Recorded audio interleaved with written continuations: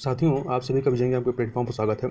इस वीडियो के अंतर्गत हम लोग आधुनिक भारत में जो धार्मिक सुधार आंदोलन होते हैं, उनके बारे में जो महत्वपूर्ण तथ्य हैं, कौन कौन से धार्मिक सुधार होते हैं और उनसे संबंधित कौन कौन से व्यक्ति रहते हैं, उनको हम लोग यहाँ पर थोड़ा डिटेल से देखेंगे। क्योंकि इससे क्या होता है, परीक्षा में हर परीक्षा में 1 या 2 प्रश्न हमेशा पूछा जाता है।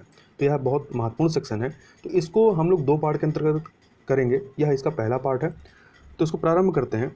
तो सबसे पहले थोड़ा सा हम लोग आधुनिक भारत अर्थात 19वीं शताब्दी में भारत का क्या बैकग्राउंड था, उसके बारे में समझ लेते हैं। तब हम लोग समझेंगे किस प्रकार से यहाँ पर जो धार्मिक सुधार या जो सामाजिक आंदोलन चलाए जाते हैं वो किस प्रकार से चलाए जाते हैं। तो 19वीं शताब्दी के प्रारंभ में भारतीय समाज जो था वो जाति पात व भेदभाव से जकड़ा हुआ था। साथ ही यहाँ पर अनेक ऐसी धार्मिक कुरीतियाँ भी व्याप्त थीं जो मानवीय मूल्यों के खिलाफ थीं। इस प्रकार से समाज में परिवर्तन जो है वो अवश्यंभावी था, मतलब परिवर्तन करना आवश्यक था। जब अंग्रेज जो है ये भारत में आते हैं तो अपने साथ में अंग्रेजी भाषा के साथ साथ पश्चिमी विचारों को भी लेके आते हैं। पश्चिमी विचार जैसे कि स्वतंत्रता, समानता, प्रजातंत्र, न्याय, वैज्ञानिक सोच इत्यादि को भी ये अपने साथ लाते हैं। इन पश्चिमी विचारों का जो है वो भारतीय समाज पर काफ़ी गहरा प्रभाव पड़ता है। साथ ही भारतीय समाज में कुछ प्रबुद्ध व्यक्ति जैसे कि राजा राम मोहन राय, ईश्वरचंद्र विद्यासागर, ज्योतिबा फुले, दयानंद सरस्वती इत्यादि भी ऐसे व्यक्ति थे जो सामाजिक धार्मिक कुरीतियों से लड़ने और सुधार करने के लिए कटिबद्ध थे। तथा 19वीं शताब्दी के उत्तरार्ध से भारतीय और यूरोपीय विद्वानों द्वारा भारतीय इतिहास, दर्शन, विज्ञान, धर्म और साहित्य का अध्ययन प्रारंभ किया गया। इसके परिणाम स्वरूप भारतीयों में अपनी सभ्यता के प्रति गर्व की भावना का विकास हुआ तथा सुधार आंदोलनों को अमानवीय प्रथाओं और कुरीतियों के विरुद्ध एक तार्किक आधार भी प्राप्त होता है। अतः सामाजिक सुधार के जो अधिकांश आंदोलन होते हैं भारत में, वो कहीं ना कहीं धार्मिक प्रकृति थे। मतलब उनमें एक जो एलिमेंट था वो कहीं ना कहीं धर्म से जुड़ा था। जितने भी आपके सामाजिक सुधार आंदोलन होते हैं उसमें, तथा ये सुधार आंदोलन सभी भारतीय समुदायों में प्रचलित हो गए। और इन सुधार आंदोलनों में धार्मिक कट्टरता, अंधविश्वासों और पुरोहित वर्ग के आधिपत्य का जो है जमकर विरोध किया गया तथा जाति भेद, अस्पृश्यता अर्थात अनटचेबिलिटी, पर्दा प्रथा, सती प्रथा, बाल विवाह और सामाजिक भेदभाव और निरक्षरता के विरुद्ध कार्य प्रारंभ किया गया। तो एक एक करके हम लोग देखते हैं। सबसे पहले बात करेंगे ब्रह्म समाज और राजा राम मोहन राय की। तो राजा राम मोहन राय ने पूर्व और पश्चिम का अर्थात जो हमारे यहाँ की पूर्वी सभ्यता थी और पश्चिमी सभ्यता जो ज्ञान था, वहाँ की जो अच्छी बातें थी और हमारे यहाँ जो अच्छी बातें थी, उनका इन्होंने एक सुंदर समन्वय किया। और इनका जो प्रमुख ध्यान था इस ओर था कि हिंदू धर्म का मूर्ति पूजा, जो यज्ञ इत्यादि जो कर्मकांड हैं और अन्य निरर्थक जो धार्मिक कृत्य हैं, इनसे कैसे पीछा छुड़ाया जाए। तो इन सब चीज़ों को लेकर के राजा राम मोहन राय की कुछ मान्यताएं थीं। इन मान्यताओं को यदि हम लोग पॉइंट वाइज देखें तो राजा राम मोहन राय एकेश्वरवाद में विश्वास करते थे। क्योंकि यदि हम हिंदू धर्म में देखें तो यहाँ पर क्या है, बहु ईश्वरवाद है, बहुत सारे देवी देवता होते हैं, परंतु ये एकेश्वरवाद को मानते थे। इसके अलावा मूर्ति पूजा का विरोध इन्होंने किया, जो कि मूर्ति पूजा हिंदू धर्म की एक कह सकते हैं कि बहुत ही महत्वपूर्ण एलिमेंट माना जाता है। तो इन्होंने मूर्ति पूजा का भी विरोध किया। उसके अलावा सभी धर्मों की एकता में इन्होंने विश्वास की बात की। जाति व्यवस्था का इन्होंने विरोध किया। यहाँ ध्यान रखिएगा, इन्होंने जाति व्यवस्था का विरोध किया, वर्ण व्यवस्था की बात नहीं की है। इसके अलावा बहुविवाह, बाल विवाह इत्यादि का भी इन्होंने विरोध किया और विधवा पुनर्विवाह, स्त्री शिक्षा और संपत्ति में स्त्री को उत्तराधिकार का इन्होंने समर्थन किया। इसके अलावा 1828, यदि एग्जैक्ट डेट की बात करें तो 20 अगस्त 1828 ईस्वी को इन्होंने ब्रह्म सभा की नींव डाली, जो बाद में ब्रह्म समाज के नाम से प्रसिद्ध होती है। तो यहाँ याद रखिएगा, ब्रह्म सभा और ब्रह्म समाज दोनों एक ही है। शुरुआत में जब इसकी स्थापना की जाती है तो इसका नाम ब्रह्म सभा रहता है और बाद में इसका जो नाम है वो ब्रह्म समाज हो जाता है। तथा इसके माध्यम से, इस ब्रह्म सभा या ब्रह्म समाज के माध्यम से सामाजिक सुधार को के अभियान को आगे बढ़ाने का कार्य किया गया। और इस संगठन ने अपने सदस्यों को किसी भी धर्म का विरोध करने के लिए मनाही की थी कि कोई भी संगठन से जुड़ा हुआ व्यक्ति किसी भी धर्म का विरोध नहीं करेगा, क्योंकि इनका मूल उद्देश्य था कि सभी धर्मों की एकता पर जोर देना। तथा राजा राम मोहन राय के बाद इस संस्था को देवेंद्रनाथ टैगोर, जो कि रविन्द्रनाथ टैगोर जी के पिता थे, देवेंद्रनाथ टैगोर, इनके बाद फिर केशव चंद्र सेन ने ब्रह्म समाज का नेतृत्व संभाला। ब्रह्म समाज के यदि आदर्शों की बात करें तो इनके इस समाज के या इस संस्था के आदर्शों में शामिल था व्यक्तिगत स्वतंत्रता, राष्ट्रीय एकता, दृढ़ विश्वास तथा सहयोग और सभी सामाजिक संस्थाओं और सामाजिक संबंधों का लोकतांत्रिकरण।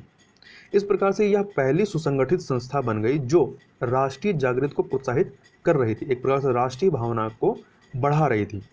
बाद में आंतरिक मतभेदों के कारण यह संस्था जो है कमजोर हुई और इसका प्रभाव जो है शहरी पढ़े लिखे तबकों तक ही सीमित रह जाता है, परंतु इसने बंगाल के बौद्धिक, सामाजिक और राजनीतिक जीवन पर एक स्थायी या कह सकते हैं गहरा प्रभाव छोड़ा है।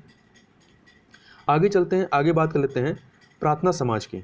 तो प्रार्थना समाज जिसकी स्थापना जो है 1876 में बम्बई में की जाती है। कहाँ पर? बम्बई में की जाती है। तो इसके प्रमुख जो संस्थापक सदस्य थे वो डॉक्टर आत्माराम पांडुरंग थे, परंतु इस सभा से या इस समाज से संबंधित अन्य व्यक्ति भी थे जिन्होंने इसकी स्थापना में महत्वपूर्ण योगदान दिया। उनमें थे आरसी मजुमदार तथा न्यायमूर्ति महादेव गोविंद रनाडे। अब यदि इस समाज की या प्रार्थना समाज के उद्देश्य की बात करें कि इसको स्थापित क्यों किया गया था, तो इसका जो उद्देश्य था वह विवेकपूर्ण पूजा आराधना और समाज सुधार का कार्य करना था। अब समाज सुधार में क्या था? तो समाज सुधार जैसे कि अंतर जातीय भोज, जो कि क्या था, छुआछूत, अनटचेबिलिटी समाज में काफ़ी ज़्यादा फैली हुई थी। तो अंतर जातीय भोज की बात इन्होंने की। अंतर जातीय विवाह, विधवा पुनर्विवाह और महिलाओं तथा दलित वर्गों के उद्धार इत्यादि कार्यों को करने पर इन्होंने जोर दिया, या इनका ये उद्देश्य था इस समाज की स्थापना का। इससे संबंधित जो व्यक्ति थे महात्मा गोविंद रनाडे, इन्होंने विधवा पुनर्विवाह एसोसिएशन 1861 नहीं, ये 1891 होना चाहिए, तो 1891 में दक्कन एजुकेशन सोसाइटी तथा पूना सार्वजनिक सभा की इनके द्वारा स्थापना की जाती है। और ये महादेव गोविंद रनाडे जो थे, इनका मानना था कि धर्म सुधार और समाज सुधार में कोई अंतर नहीं है। यदि आप धर्म सुधार करते हैं तो वो कहीं ना कहीं समाज सुधार ही होगा। यद्यपि जो प्रार्थना समाज था, ये प्रार्थना समाज पर ब्रह्म समाज के सिद्धांतों का काफ़ी गहरा प्रभाव था। फिर भी इसने मूर्ति पूजा और जाति प्रथा का इतना विरोध नहीं किया जितना विरोध ब्रह्म समाज ने किया। उस तीव्रता के साथ इन्होंने मूर्ति पूजा और जाति प्रथा का विरोध नहीं किया था। तथा जो प्रार्थना समाज है इसकी कई सारी मान्यताएं थी, जैसे कि ये पुनर्जन्म और अवतारवाद तथा वेद को अंतिम वाक्य नहीं मानते थे। इस प्रकार ये इनका पुनर्जन्म में कोई विश्वास नहीं था, ना ही ये अवतारवाद को मानते थे, और ये वेद का विरोध तो नहीं करते थे, परंतु ये वेद को अंतिम वाक्य भी नहीं मानते थे। इसके अलावा इनका भी एकेश्वरवाद में विश्वास था, जैसा कि ब्रह्म समाज के सिद्धांतों में था कि वे एकेश्वरवाद की बात करते थे, तो यहाँ पर भी एकेश्वरवाद का इनका विश्वास था। इसके अलावा कुछ अन्य चीज़ों को देखें तो प्रार्थना समाज के जो अनुयायी थे, इनके अनुयायियों ने विधवा आश्रम, अछूतोद्धार, रात्रि पाठशालाएं आदि समाज सेवी संस्थाओं की शुरुआत इस समाज से जुड़े हुए लोगों के द्वारा की गई। आगे चलते हैं, आगे बात कर लेते हैं डेरोजियो और युवा बंगाल आंदोलन के संबंध में। डेरोजियो, जिनका पूरा नाम था हेनरी लुई विवियन डेरोजियो, ये स्कॉटलैंड के मूल निवासी थे और ये कलकत्ता के हिंदू कॉलेज में एक प्राध्यापक के रूप में इन्होंने अपना कार्य करना प्रारंभ किया तथा इन्होंने बंगाल में आधुनिक शिक्षा के प्रसार को अपना लक्ष्य बनाया और इस दिशा में काफ़ी काम किया। डेरोजियो ने अध्यापन के माध्यम से क्रांतिकारी विचारों का प्रसार किया और इसके लिए इन्होंने एक संघ की स्थापना की, और जो डेरोजियो के जो अनुयायी थे इनको डेरोजियन और युवा बंगाल के नाम से प्रसिद्ध थे। जो इनके अनुयायी थे वो डेरोजियन और युवा बंगाल के नाम से प्रसिद्ध थे। तो ये जो मूवमेंट चलाया जाता है इसे ही युवा बंगाल आंदोलन कहा जाता है, और ये फ्रेंच विद्रोह के आदर्शों और ब्रिटेन के उदार विचारों का ये सम्मान करते थे। परंतु दुर्भाग्यवश डेरोजियो जो है मात्र 22 वर्ष की उम्र में हैजे से इनकी मृत्यु हो जाती है। अब बात कर लेते हैं ईश्वरचंद्र विद्यासागर का, जिनका जन्म 1820 में होता है और मृत्यु इनकी 1891 में होती है। ये बंगाल के प्रसिद्ध समाज सुधारक थे जिन्होंने निम्न कार्यों में अपना योगदान दिया था। इनके जो द्वारा कार्य किए गए उनमें था महिलाओं की मुक्ति के विषय में, विधवा पुनर्विवाह के लिए 1856 में एक कानून पास कराने में इनका काफ़ी महत्वपूर्ण योगदान था। इसके अलावा बालिकाओं की शिक्षा को बढ़ाने में तथा कई बालिका स्कूल खुलवाने में इन्होंने अपना बहुत महत्वपूर्ण योगदान दिया। इनके संबंध में कुछ अन्य बातों को यदि देखें तो ईश्वरचंद्र विद्यासागर जो थे ये कलकत्ता के संस्कृत कॉलेज के प्रिंसिपल पद पर थे, और प्रिंसिपल पद पर रहते हुए इन्होंने सभी जातियों को संस्कृत पढ़ने का अवसर दिया। पहले क्या था कि संस्कृत केवल कुछ खास वर्ग के लोग ही पढ़ पाते थे, परंतु इन्होंने सभी जातियों के लिए संस्कृत पढ़ने का अवसर दिया, मतलब सबको पढ़ने के लिए कहा। इसके अलावा समाज के क्षेत्र में इनका सबसे महत्वपूर्ण योगदान जो था वो विधवा विवाह को मान्यता दिलाने में रहा। जो विधवाओं का पुनर्विवाह उसको मान्यता दिलाने में था। इन्होंने अपना सारा जीवन विधवाओं के पुनर्विवाह में लगा दिया। इनके प्रयत्नों से 1855-56 में जब अधिनियम पास होता है कि मध्य 25 विधवाओं का पुनर्विवाह कराया गया, तथा 1855 ईस्वी में इन्होंने 984 लोगों की हस्ताक्षरित याचिका जो है वो कंपनी सरकार को विधवा पुनर्विवाह कानून बनाने हेतु सौंपा था। इनके अपील का अनुगमन करते हुए, मतलब इनकी अपील को ही मानते हुए, वर्धमान के राजा मेहताब चंद तथा नदिया के राजा श्रीचंद्र ने भी इस आशय से प्रार्थना पत्र ब्रिटिश सरकार को भेजे, तथा बाद में डलहौजी की कार्यकारिणी के सदस्यों ने विद्यासागर के सुझाव का स्वागत किया तथा 26 जुलाई 1856 ईस्वी को विधवा पुनर्विवाह अधिनियम पारित कर दिया गया। तो इस प्रकार से ये इनके महत्वपूर्ण योगदान रहे हैं। अब हम आगे चलते हैं, बात कर लेते हैं सुधार आंदोलनों का पश्चिमी और दक्षिणी भारत में जो प्रयास किए गए उनके संबंध में। तो इनको एक एक करके हम लोग बात करते हैं। तो सबसे पहले हम लोग बात करेंगे पश्चिमी भारत में। तो यहाँ पर एक महत्वपूर्ण व्यक्ति थे बाल शास्त्री बाम्बेकर, जो कि बम्बई से संबंधित थे। इन्होंने ब्राह्मणों की रूढ़िवादिता पर आक्रमण किया और हिंदू धर्म का सुधार करने का प्रयत्न किया। इसके अलावा 1849 में परमहंस मंडली ने पूना, सतारा और महाराष्ट्र के अन्य नगरों में इसको परमहंस मंडली को स्थापित की गई। अब थोड़ा सा परमहंस मंडली की स्थापना की बात देख लेते हैं कि इसकी स्थापना होती कब और किसके द्वारा की गई। तो परमहंस मंडली की स्थापना जो होती है वो 1849-50 ईस्वी में आत्माराम पांडुरंग ने बालकृष्ण जयकर और दादोबा पांडुरंग की सहायता से बम्बई में परमहंस मंडली की स्थापना की थी। तो कहाँ पर हुई थी? 1849-50 में बम्बई में की गई। और किसके द्वारा की गई? तो आत्माराम पांडुरंग ने बालकृष्ण जयकर और दादोबा पांडुरंग के साथ मिलकर की थी। तथा यह जो परमहंस मंडली थी यह एकेश्वरवाद तथा विश्व बंधुत्व की अवधारणा पर आधारित थी। तो इस प्रकार से 1849 में जो इसकी समितियां थीं या मंडली जो थी उनको महाराष्ट्र के अन्य जगहों पर इसको स्थापित किया गया। और इनके जो अनुयायी थे वो एक ईश्वर अर्थात एकेश्वरवाद में विश्वास करते थे और जाति प्रथा का विरोध करते थे, तथा बैठकों में निम्न जाति के लोगों द्वारा बनाया गया भोजन इनके द्वारा किया जाता था। साथ ही महिलाओं की शिक्षा और विधवा पुनर्विवाह का समर्थन करते थे। यदि इनके संबंध में कुछ अन्य चीज़ों को देखें तो जो परमहंस मंडली थे, परमहंस मंडली का आंदोलन जो है एक स्वतंत्र दार्शनिक आधार प्रस्तुत करने में असफल रहा है। और ये जो परमहंस मंडली था ये ईसाई धर्म के अनुष्ठानों की बहुत अधिक नकल करने लगा, जिसके कारण जनता में इनका जो प्रभाव होता है वो कम पड़ा। और 1860 ईस्वी में यह मंडली जो है वो समाप्त कर दी गई।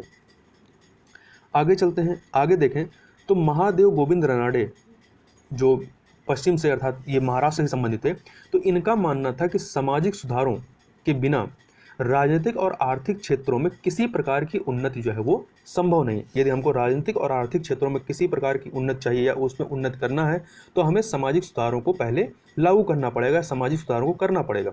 साथ ही ये हिंदू मुस्लिम एकता के प्रबल समर्थक रहे हैं।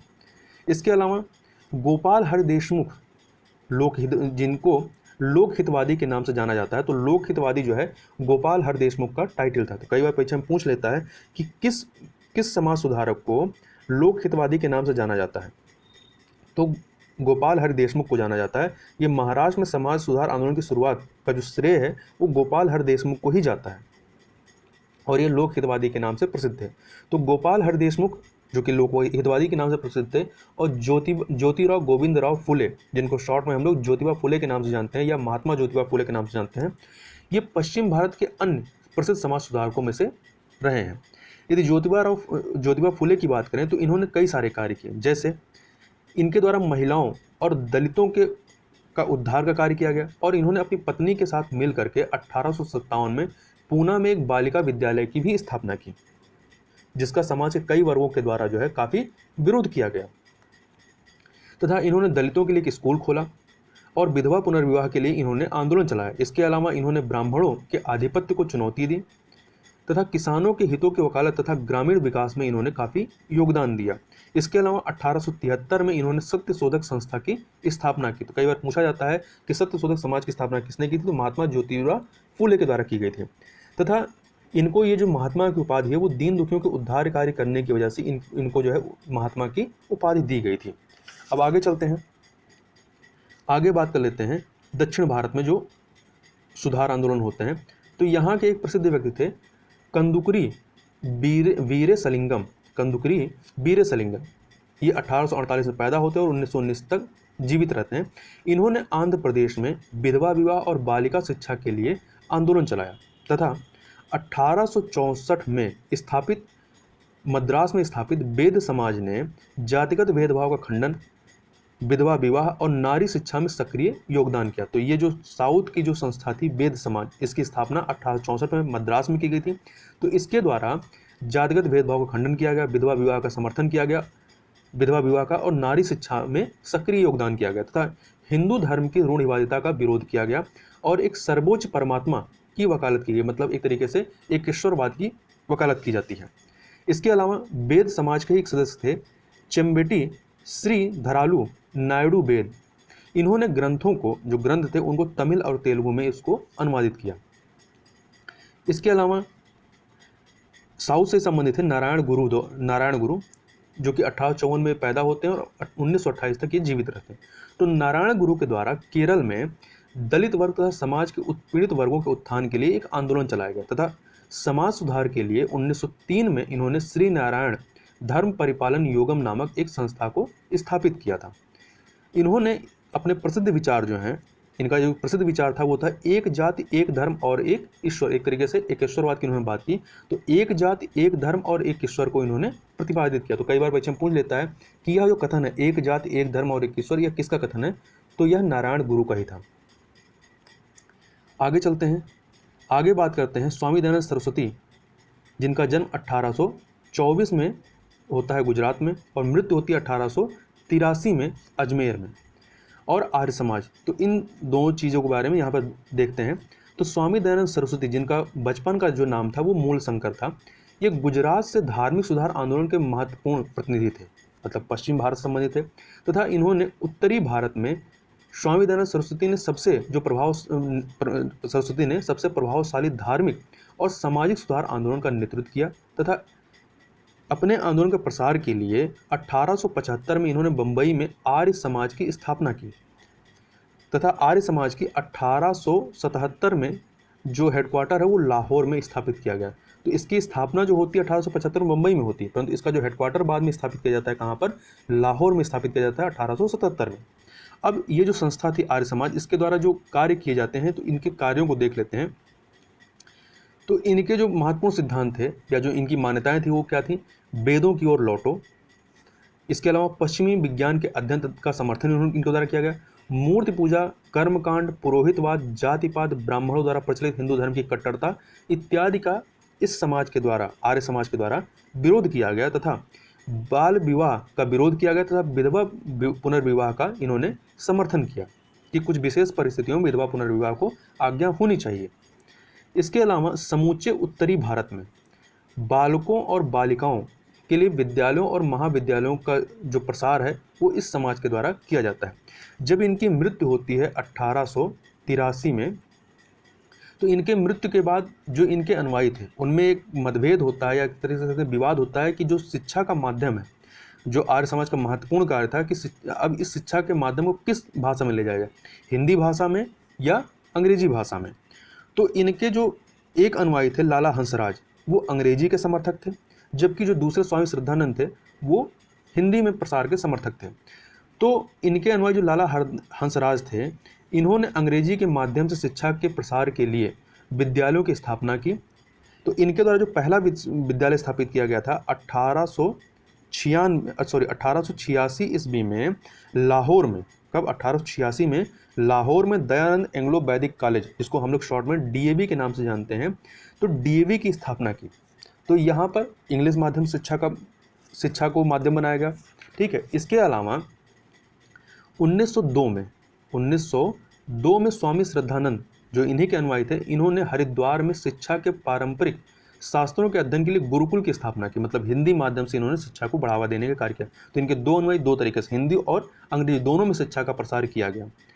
तथा आर्य समाज के बारे में और चीज़ें देखें तो आर्य समाज जो है यह उत्तर प्रदेश, राजस्थान और गुजरात में तीव्रता से यह लोकप्रिय होता चला गया और इससे इस समाज के प्रसार से राष्ट्रीयता का विकास हुआ। साथ ही इसका प्रमुख जो उद्देश्य था वो हिंदुओं के अन्य धर्मों में जो धर्म परिवर्तन हो रहा था उस धर्मों में परिवर्तन को रोकना था तथा हिंदू धर्म में वापस लाने के लिए शुद्धि संस्कार का विधान इस आर्य समाज के द्वारा किया गया कि जो कन्वर्ट होकर के जो दूसरा धर्म अपना के दूसरे धर्म में चले गए उनको फिर से हिंदू धर्म में वापस लाया जाए। इसके अलावा दयानंद सरस्वती ने सत्यार्थ प्रकाश नामक ग्रंथ की रचना की 1874 में, और यह जो पुस्तक है या जो ग्रंथ है यह केशव चंद्र सेन की प्रेरणा से हिंदी में लिखी गई थी। तो याद रखिएगा सत्यार्थ प्रकाश जो है यह हिंदी में लिखी गई 1874 में। अब इनसे संबंधित कुछ अन्य महत्वपूर्ण तथ्यों को भी देख लेते हैं जो महत्वपूर्ण कई बार परीक्षा में पूछ लिया जाता है। तो स्वामी दयानंद सरस्वती को भारत का मार्टिन लूथर किंग भी कहा जाता है। तो कई बार पूछ लेता है वन लाइनर में कि भारत का मार्टिन लूथर किंग कौन था, तो स्वामी दयानंद सरस्वती रहे। तथा 1863 ईस्वी में अपने धर्म का प्रचार करने के लिए इन्होंने आगरा में पाखंड खंडनी पताका फहराई थी। तो पाखंड खंडनी पताका किसके द्वारा फहराई गई थी? तो आगरा में स्वामी दयानंद सरस्वती के द्वारा। तथा 1877 ईस्वी में इन्होंने आर्य समाज का जो मुख्यालय है वो लाहौर को बनाया था और 1875 में बम्बई में आर्य समाज की स्थापना की गई थी। तथा आर्य समाज ने छुआछूत, जाति व्यवस्था इसका विरोध किया, परंतु इन्होंने वर्ण व्यवस्था का समर्थन किया था। तो याद रखिएगा, ये कंफ्यूज मत करिएगा, कथन के रूप में पूछ सकता है।